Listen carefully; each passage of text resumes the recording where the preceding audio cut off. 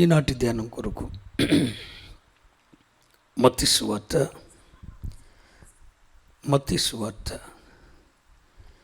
24వ అధ్యాయం 42వ వచనాన్ని నేను మీ ముందుకు తీసుకొని వస్తున్నాను. మత్తయి సువార్త 24వ అధ్యాయము 42వ వాక్యం.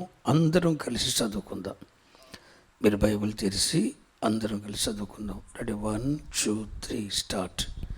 కావున ఏ దినమున మీ ప్రభు వచ్చునో మీకు తెలియదు, కనుక మెలకువగా ఉండుడి. చాలు. ఏ దినమున ప్రభు వచ్చునో మీకు తెలియదు, కనుక మెలకువగా ఉండండి. ఇప్పుడు మనం సువార్త ఆరంభ కాలంలో మనం లేమని గుర్తు చేస్తున్నాను.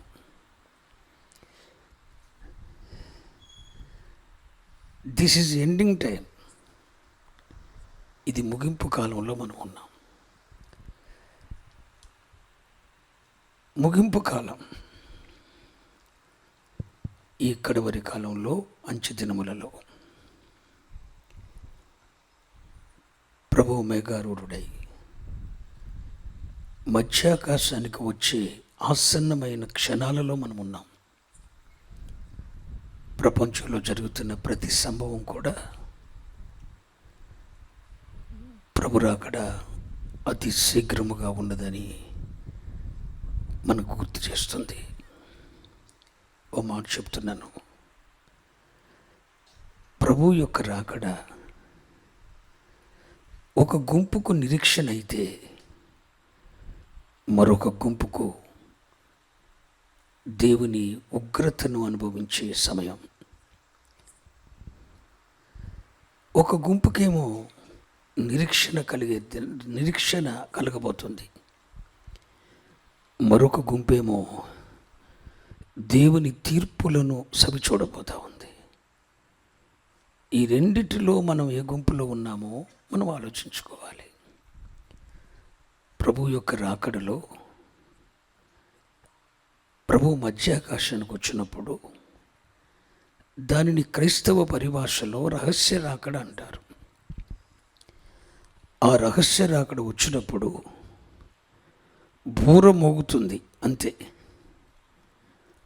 ఆ బూర మోగుతుంది, ఏర్పరచబడిన వారికి ఆ బూరధ్వని శబ్దం వినపడుతుంది. వారు ఈ లోకము నుండి వేరు చేయబడి ఒక్క క్షణంలో, కనురెప్పపాటులో, రాకడ సమయం ఎంత, రాకడొస్తే ఎంత ఏముంటుంది,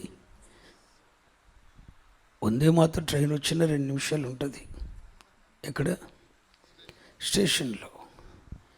కానీ ప్రభు రాకడ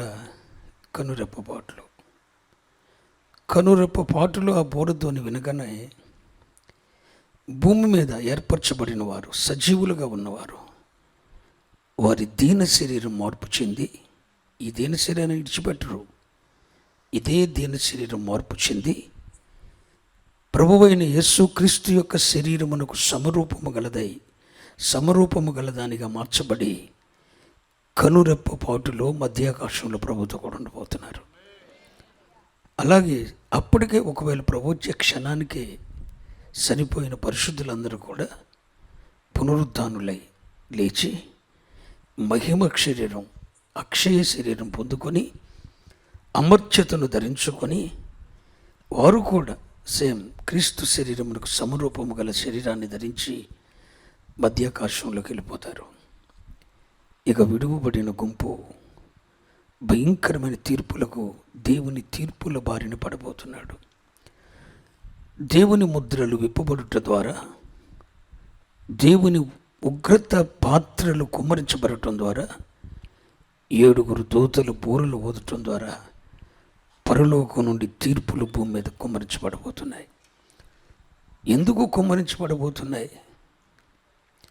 భూమి మీద ఉన్న పాపమును బట్టి. ఒకటి గుర్తుంచుకోండి, పాపమును బట్టి దేవుడు లోకానికి తీర్పు తీరుస్తాడు. పాపమును బట్టి దేవుడు లోకానికి తీర్పు తీరుస్తాడు.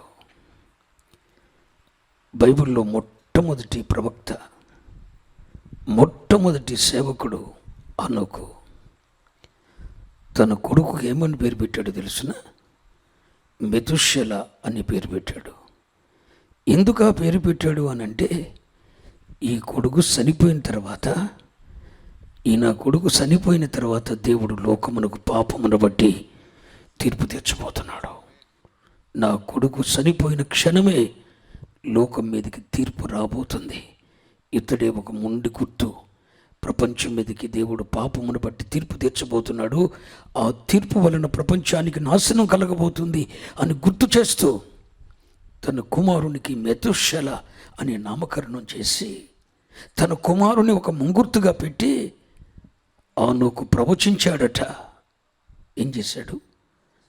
యోధా పత్రికలో యోధా రాస్తాడు, ఆదాము మొదలుకొని 7వ వాడైనటువంటి హనోకు లోకమునకు దేవుడు పాపమును బట్టి తీర్పు తీర్చబోతున్నాడని, భక్తిహీనులకు తీర్పు తీర్చే ఒక గడియ ఉందని హనోకు ప్రవచించాడు. అది ఎప్పుడు వస్తుందో కూడా క్లియర్గా చెప్పేశాడు.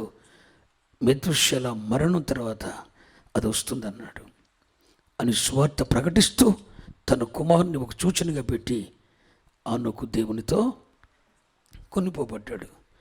హనోకు తర్వాత భూమి మీద రెండవ బోధకుడు ఎవరో తెలుసున? నోవాహు. నోవాహు కూడా దేవుడు చెప్పినట్లుగా అది వరకు చూడని సంగతులను గురించి హెచ్చరించబడ్డాడు.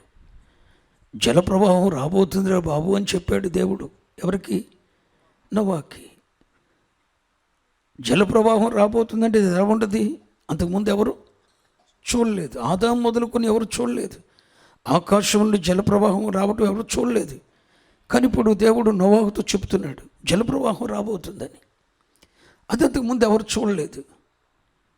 మరి ఈయన చెబుతుంటే దాన్ని ఎవరు నమ్మలేదు. కానీ అది వరకు చూడని సంగతులను గురించి దేవుడు నోవాహుతో హెచ్చరించాడు. అది వరకు చూడని సంగతులు ఏంటి? జలప్రవాహం రావటం ఎవరు చూడలేదు. ఓడ సంగతి కూడా ఎవరికి? ఈ 2 క్రొత్త విషయాలు అది వరకు చూడని సంగతులు. వాటిని గూర్చి నోవాహు హెచ్చరించబడ్డాడు. హెచ్చరించబడినప్పుడు దేవుడు చూడని సంగతులను గురించి చెప్పినప్పుడు నమ్మాడు. ఓడ సిద్ధం చేశాడు. తన ఇంటి వారి రక్షణ కొరకు ఓడ సిద్ధం చేశాడు. జలప్రవాహం వస్తుందని ఒకవైపు 120 సంవత్సరాలు ఓడను సిద్ధం చేస్తూ, మరొక వైపున 120 సంవత్సరాలు ఆత్మశక్తితో లోకమునకెళ్ళి స్వార్థ ప్రకటించాడు.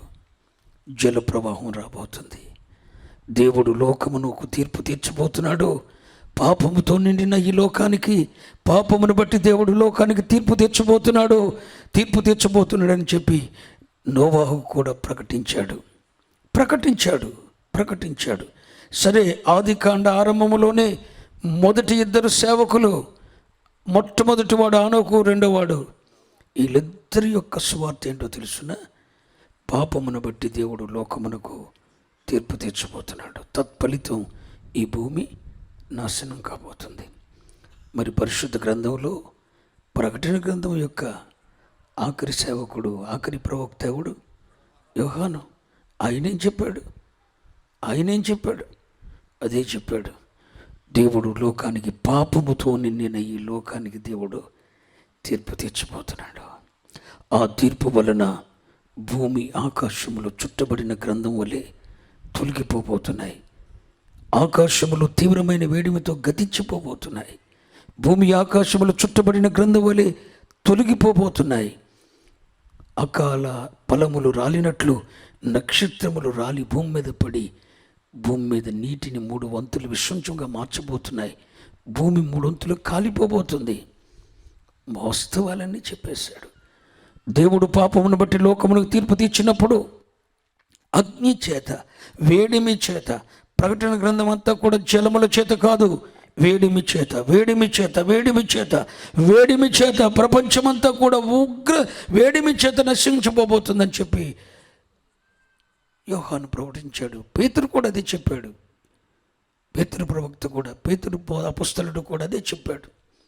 అంటే టోటలీ బైబిల్ యొక్క సారాంశం, పాపమును బట్టి దేవుడు లోకానికి చెప్పండి తీర్పు తీరుస్తాడు. పాపము పాపమే. పాపముతో దేవుడు ఎన్నడూ రాజీ పడేవాడు కాడు. పాపమును బట్టి దేవుడు లోకానికి తీర్పు తీర్చే సమయానికి ముందు, ఒక్క క్షణము ముందు పాపమును బట్టి దేవుడు లోకమునకు తీర్పు తీర్చే ఒక్క క్షణానికి, ఒక కనురెప్ప పాటు సమయం ముందు బూరధ్వని శబ్దం వినబడబోతుంది. ఆ బూర శబ్దం వినపడగానే ఏర్పరచబడిన వారందరూ గువ్వలు గూళ్ళకు వేసినట్లుగా ఈ దీన శరీరములు మార్పు చెంది మహిమగల శరీరములుగా మార్చబడి మహిమ మేఘమెక్కి మధ్య ఆకాశంలో ప్రభుని కలుసుకోవటానికి వెళ్ళబోతున్నారు. స్తోత్రం చెప్పండి. హల్లెలూయా.